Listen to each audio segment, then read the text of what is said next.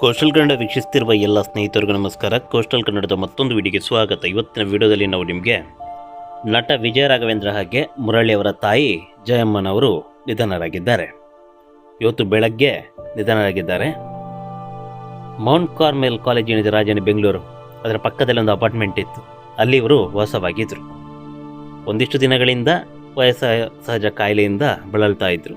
ಇವತ್ತು ನಮ್ಮನ್ನೆಲ್ಲ ಅಗಲಿ ಭಾರತ ಲೋಕಕ್ಕೆ ಹೋಗಿದ್ದಾರೆ. ಇನ್ನು ಇವರ ಬಗ್ಗೆ ಹೇಳೋದಾದರೆ, ಇವರ ಪತಿ ಚಿನ್ನೇಗೌಡರು ನಿಮಗೆಲ್ಲ ಗೊತ್ತೇ ಇದೆ.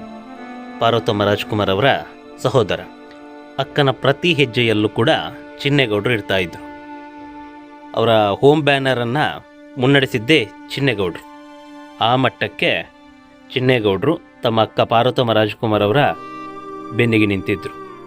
ಆ ಸಂದರ್ಭದಲ್ಲಿ ಒಂದು ಕುಟುಂಬವನ್ನು ನಿರ್ವಹಣೆ ಮಾಡಿದ್ದೇ ಜಯಮ್ಮ ಅವರು. ಜೊತೆಗೆ ಇವರು ನಿರ್ಮಾಪಕಿ ಕೂಡ ಆಗಿದ್ದರು. ವಿಜಯ ರಾಘವೇಂದ್ರ ಅಭಿನಯದ ಸೇವಂತೆ ಸೇವಂತೆ ಸಿನಿಮಾ ಆಗಿರ್ಬೋದು, ಗಣೇಶ ಮತ್ತೆ ಬಂದ ಸಿನಿಮಾ, ಈ ಸಿನಿಮಾಗಳನ್ನು ನಿರ್ಮಾಣ ಮಾಡಿದ್ದು ಇದು ಜಯಮ್ಮ ಅವರು. ತನ್ನ ಮಗನ ಸಿನಿಮಾಗೆ ನಿರ್ಮಾಪಕಿಯಾಗಿ ಗುರುತಿಸಿಕೊಂಡಿದ್ದವರು. ಇಲ್ಲಿ ವಿಚಾರವನ್ನು ಪಕ್ಕಕ್ಕಿಡೋಣ.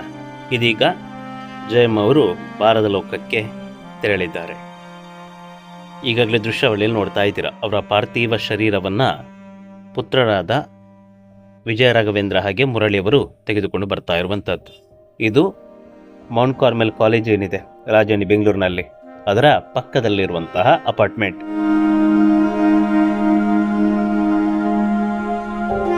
ಮತ್ತೊಂದು ದೃಶ್ಯ, ಶ್ರೀ ಮುರಳಿಯವರು ಕಣ್ಣೀರಾಗ್ತಾ ಇರುವಂಥದ್ದು. ತಾಯಿಯ ಅಗಲುವಿಕೆಯಿಂದ ನೊಂದಂತಹ ಶ್ರೀ ಮುರಳಿಯವರು ಕಣ್ಣೀರನ್ನು ಹಾಕ್ತಾ ಇದ್ದಾರೆ.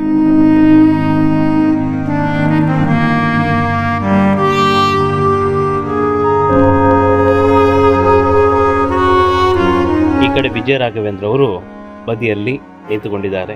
ಜೊತೆಗೆ ಅವರ ಪುತ್ರ ಕೂಡ ಇದ್ದಾರೆ. ವಿಜಯ ರಾಘವೇಂದ್ರ ಅವರ ಬಗ್ಗೆ ಹೇಳೋದಾದ್ರೆ, ಇವರು ಕೂಡ ಅಷ್ಟೇ ಇತ್ತೀಚೆಗೆ ತನ್ನ ಪತ್ನಿಯನ್ನ ಕಳೆದುಕೊಂಡಿದ್ದಾರೆ.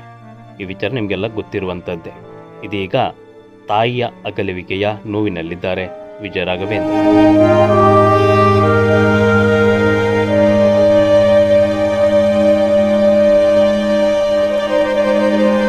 ಇನ್ನು ಅಗಲುವಿಕೆಯ ಸುದ್ದಿ ತಿಳಿತಾ ಇದ್ದಂತೆ ಪುನೀತ್ ರಾಜ್ಕುಮಾರ್ ಅವರ ಪತ್ನಿ ಅಶ್ವಿನಿ ಪುನೀತ್ ರಾಜ್ಕುಮಾರ್ ಅವರು ಈ ಅಪಾರ್ಟ್ಮೆಂಟಿಗೆ ಬಂದಿದ್ದರು. ಜೊತೆಗೆ ಅವರ ಪುತ್ರಿಯಾದಂತಹ ವಂದಿತವರು ಕೂಡ ಬಂದರು. ನೋಡಿ, ದೃಶ್ಯಾವಳಿಯಲ್ಲಿ ನೋಡ್ತಾ ಇದ್ದೀರಾ. ವಂದಿತವರು ಕಣ್ಣೀರು ಹಾಕ್ತಾ ಇರುವಂಥದ್ದು. ಪುನೀತ್ ರಾಜ್ಕುಮಾರ್ ಅವರ ಪುತ್ರಿ ವಂದಿತವರು ಪಾರ್ಥಿವ ಶರೀರದ ಮುಂದೆ ಕಣ್ಣೀರು ಹಾಕ್ತಾ ಇರುವಂಥ ದೃಶ್ಯ. ಪಕ್ಕದಲ್ಲೇ ವಿಜಯ ರಾಘವೇಂದ್ರ ಅವರು ಕೂಡ ಇದ್ದಾರೆ, ಹಾಗೆ ಅವರ ಪುತ್ರ ಕೂಡ ಇದ್ದಾರೆ, ನೋಡ್ತಾ ಇದ್ದೀರಿ.